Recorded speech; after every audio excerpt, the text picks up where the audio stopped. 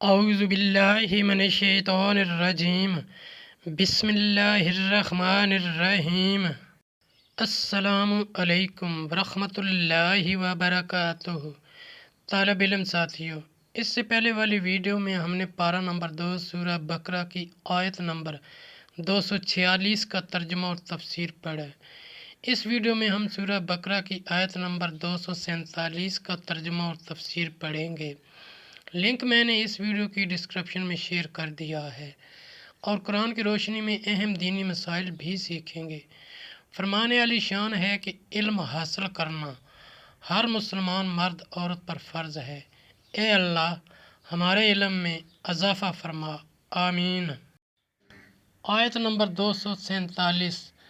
وَقَالَ لَهُمْ نَبِيُّهُمْ إِنَّ اللَّهَ قَدْ بَعَثَ لَكُمْ طَالُوتَ مَلِكًا قَالُوا أَنَّىٰ يَكُونُ لَهُ الْمُلْكُ عَلَيْنَا وَنَحْنُ أَحَقُّ بِالْمُلْكِ مِنْهُ وَلَمْ يُؤْتَ سَعَةً مِّنَ الْمَالِ قَالَ إِنَّ اللَّهَ اصْطَفَاهُ عَلَيْكُمْ وَزَادَهُ بَسْطَةً فِي الْعِلْمِ وَالْجِسْمِ وَاللَّهُ يُؤْتِي مُلْكَهُ مَن يَشَاءُ وَاللَّهُ وَاسِعٌ عَلِيمٌ۔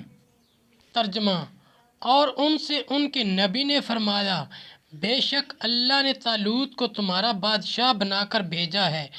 بولے، اسے ہم پر بادشاہی کیوں کر ہوگی، اور ہم اس سے زیادہ سلطنت کے مستحق ہیں، اور اسے مال میں بھی وسعت نہیں دی گئی۔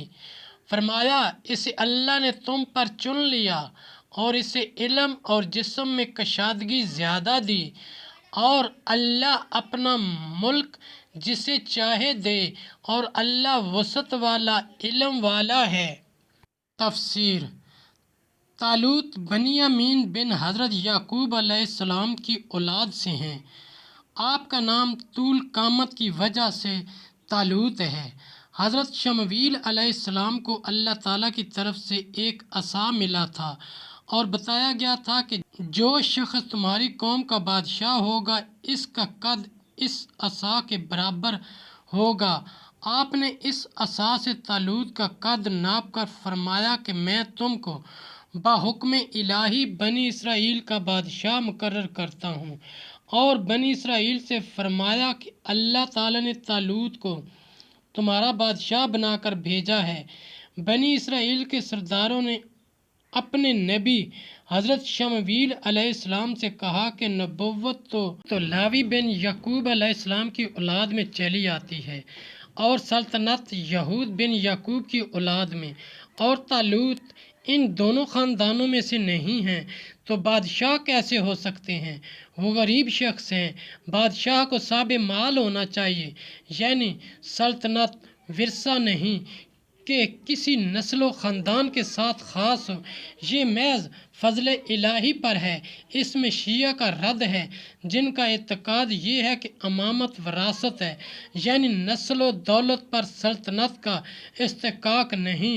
علم و قوت سلطنت کے لیے بڑے معین ہیں، اور طالوت اس زمانے میں تمام بنی اسرائیل سے زیادہ علم رکھتے تھے، اور سب سے جسیم اور توانا تھے۔ اس میں وراثت کو کچھ دخل نہیں، جسے چاہے غنی کر دے اور وسعت مال عطا فرما دے۔ اس کے بعد بنی اسرائیل نے حضرت شمویل علیہ السلام سے عرض کیا کہ اگر اللہ تعالیٰ نے انہیں سلطنت کے لیے مقرر فرمایا ہے تو اس کی نشانی کیا ہے؟ ساتھیو، ہم نے قرآنی تعلیمات کو دنیا کے کونے کونے میں پہنچانا ہے، اس لیے آپ بھی لائک کیجئے، شیئر کیجئے، اپنے دوستوں اور اپنی فیملی کو میرا چینل قرآن ود ایڈیپیڈیا سبسکرائب کرنے کی دعوت دیجیے، اور گھنٹی بجانا نہ بھولنا، تاکہ اگلی ویڈیو کا نوٹیفیکیشن آپ کو وقت پہ مل سکے۔ اللہ کریم ہم سب کی نیک اور جائز حاجات پوری فرمائے، آمین یا رب العالمین۔